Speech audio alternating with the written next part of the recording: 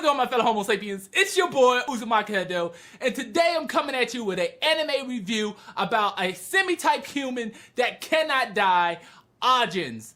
This and more coming right at you next.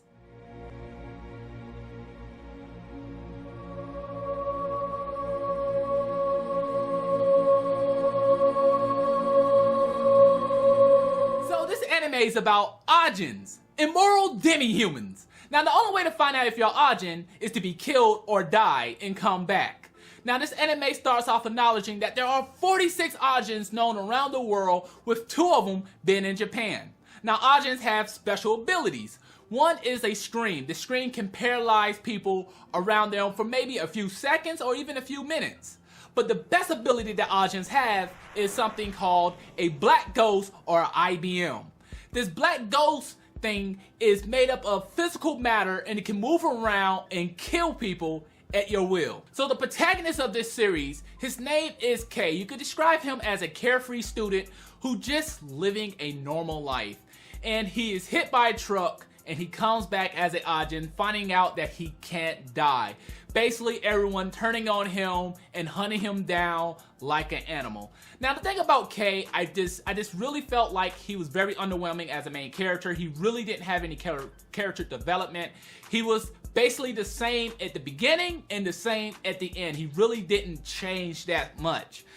K is very selfish. I just didn't like the character at all, because like he seems to me didn't really care about a lot of other people. If it didn't help him in some type of way, he just really didn't care.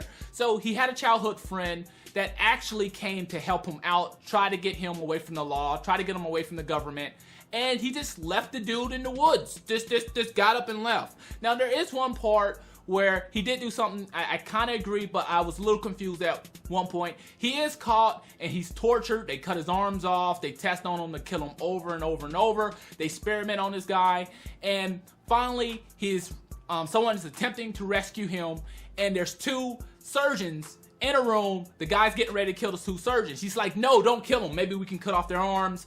We can keep them alive. We don't have to kill them. And I was a little confused at first. I'm like, why is he trying to protect these guys? These guys just tortured you for like 3 days straight. Come on now. Like, what's the point in trying to keep them alive? But one of the surgeons was really scared, and he was like, he didn't want to die. He respect K to a little bit. He had some type of sympathy for Ajins, and I see where K was coming from, because you need more people like that surgeon who really feels different about Ajins instead of thinking of them as demi-humans. So one surgeon really felt like, hey man, you're still kind of human. If you help me out, I'm going to help you out. Now the other surgeon, he was just a straight asshole. It was hilarious. It was funny because it's at one point, K's hiding with the surgeons. They're trying to get away, and one of the other surgeons is like, I'm going to get you back on that table, and I'm going to work you. I was like, wow, this dude is trying to save your life, and you're threatening him of putting him back on the table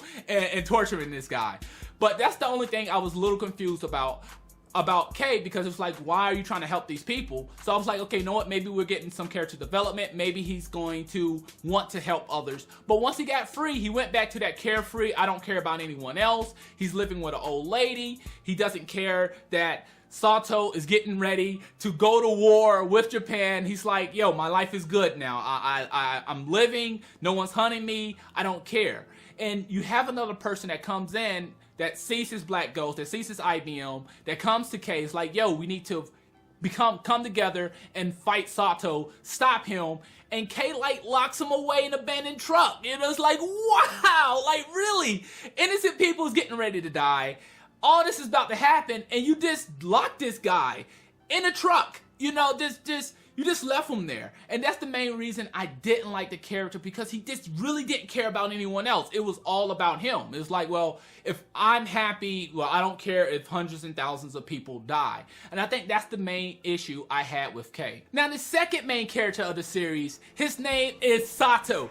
He really made the series for me. This guy here was just badass. Oh my goodness. Like, I was just stunned. Sato is just incredible. He's like this older man who has a hat. He walks around all the time with this hat. And at first, I really just didn't understand him. He kidnaps K's sister. He gets some information about K. And Kay, he ends up calling Kay, meeting up with Kay for the first time. They're talking. He's like, yo, please forgive me. I kidnapped your sister. You know, I sent her back. And I'm like, wow, maybe Sato's a good guy. Maybe Sato wants to help him. But then he tranquilized Kay and he turns Kay in, basically. You know what I'm saying? I'm like, what? Why is he doing this? You know, like, whose side is he on? And the reason why he did this was he want Kay to understand where Ajins are and humans are, you know what I'm saying? Like how humans are going to treat you. Kay was still like, yo, humans are not my enemy, until he got up on that chopping board and then he started chopping and experimenting on them. And the cool thing is, Sato, he actually goes in to rescue Kay. That's what he does. He rescues Ajins. And he's just so awesome, man. Like, this dude goes to war. This guy is just awesome. He walks into the building. I mean, he's firing at all these humans, just going at it. And they shooting him with tranquilizer darts because you don't really want to kill an Ajin. Because if you kill an Ajin, all that happens is that they're going to come back to life and they reset. So any damages that they have, they just reset and come back. So if they lose a limb, they die, that limb grows back, and they come back. I'm like, oh my goodness, what? And he walks into this building. He's just battling with all these police officers. And they shoot him, they tranquilize him, like one hit his arm, and he just chops off his arm, keep going. They shoot him a few times in the chest, and he just blows his own brains out. I was like, oh my God, the dude gets back up and just starts slaughtering people.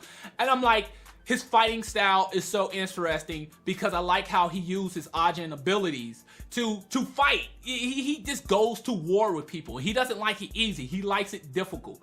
Where he just, oh my goodness, the dude is just awesome. I mean, he really pulls the story for me because he's just that badass. He has this really laid back personality, but he's like, I'm better than you and I will kill you. You know what I'm saying? It's like, humans, y'all have to choose a side. You're gonna choose the Special Defense Force, or you're gonna choose Ajin's side. And it's time. And I feel him because it kind of have that feeling kind of like Tokyo Ghoul a little bit, where you kind of ask the questions, are ghouls really the bad guys? Where in this case, you still kind of ask the question a little bit like, are Ajins really bad?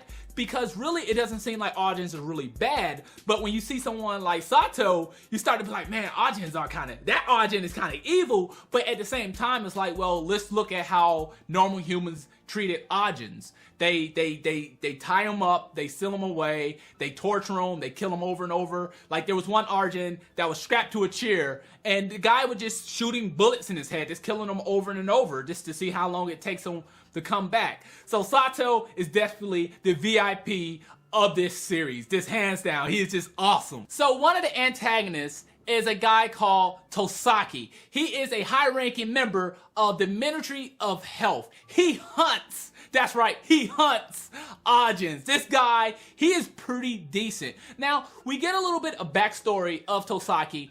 Basically, I feel that they didn't give a lot of information about him. A lot of stuff is still kind of secret. So, I believe that he has a fiance that is dying, and he got the job because it's a lot of money. He really doesn't care. He just wants the money so he can, I guess, keep this person alive and keep this person on life support. Something happened to his fiance.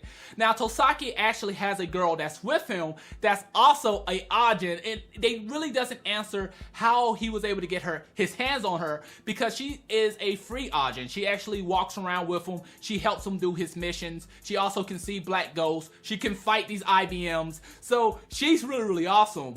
Tosaki as a character, he's okay. I think he is interesting. He does have a lot of secrecy about him, but he really doesn't really do a lot in the series. I mean, he goes, he hunts them, he catches them every now and then. He tells the police what they have to do to try to stop them. For example, using the tranquilizers and things of that nature. Now, he does come out with some really, really good combat plans. Like when it was going against Sato, towards the end, he came up with a combat plan, and it wasn't that use tranquilizers to put him out. Just keep killing them over and over and over. And that jump was just, oh my goodness, it was just incredible. You know, they're sitting back there looking at the TV. Sato's going to war. And they was like, we got an idea. He said, kill him over and over and over. Every time he gets ready to wake up, kill him, put him on a stretcher, and just keep killing him. I was like, oh my goodness, it was just sick. It was sick. And I was like, man, Tosaki, that is a beast type of play, man. That was awesome. But Tosaki overall, he's a pretty cool character. I mean, I really didn't have an issue with him. like I had with K. Tosaki, we know where he stands right now. I feel him on that. Now, one thing we did learn about Tosaki is that he is a pretty skilled character. He is a pretty skilled character, and he will do whatever he has to do to come up on top. So the plot and the storyline of Ajin's was very interesting. I really enjoyed it because it really took you along. It wasn't like a point where you got bored. It didn't do a flashback or kind of a recap of the series. I really like that. I like how they just kept going with the series. It had a lot of action. It had a lot of fight scenes. It had people getting tortured. That was awesome. I love that. I love how we got time to look at many different characters in the series and see how they respond, how their life is going. I love how we actually got to see what happens when they're captured, because when they're caught, it's just crazy. I mean, they've been tortured, they've been executed over and over, and not just that, there's a part of the government that actually sells them to a group of people that can test weapons on them to see if their weapon's going to be effective or not, and that is just crazy. So catching an Ajin is worth a lot of money. You know, government who have these Ajins can lease them out to other governments to test weapons and drugs and things of that nature. And it's just wow, they just don't have any human rights, because most people in this anime do not see Ajins as human. And that's just crazy. It's just mind-boggling. Now, overall, this anime is in CGI, and I'm gonna be honest, I really haven't had a lot of good experiences with CGI anime, but this one right here blew my mind. I was like, wow. Now, I know there's a lot of different mixed views out there about the CGI, but personally, I felt like the CGI in this anime was awesome. I enjoyed it. It was just a great roller coaster ride. I can't wait to see what's going to happen in season 2 of this anime when it does come out. Now, towards the end, I'm going to be honest with you, I felt like the protagonist really didn't have a lot of character development, and that really is kind of sad when you have side characters that's just so much better than the main character itself. I mean, when you look at something like Sato, he's just awesome. That guy is just great. I mean, he goes to war, he does everything. Even Tokusatsu, he's pretty decent. All these characters are really cool, but the main character, he's, to me personally, seemed very bland. He's just really boring. He really doesn't care about anything. Now, towards the end, it does seem that he will start to stand up to Sato. He's thinking about, okay, you know what, we have to come up with a plan. But the only reason it seemed like he came up with that is because his hiding place was caught. You know, they found out where he was hiding, so he no longer can kind of stay hidden and have his good life hidden away from everyone. Now he's out in the open once again, so it's like, yeah, I guess I'll fight Sato and try to stop him. Like, oh wow, huh, now you want to actually do something. But overall, a great anime. I'm going to rate this anime a B. That's right. So if you're out and you see it on DVD, definitely pick it up. And if you got Netflix, I definitely recommend you watching this anime on Netflix, because it's definitely worth it. But that's all I have for you today. Please rate, subscribe, and comment. Share this video. Everything helps. And thanks for watching. Matane.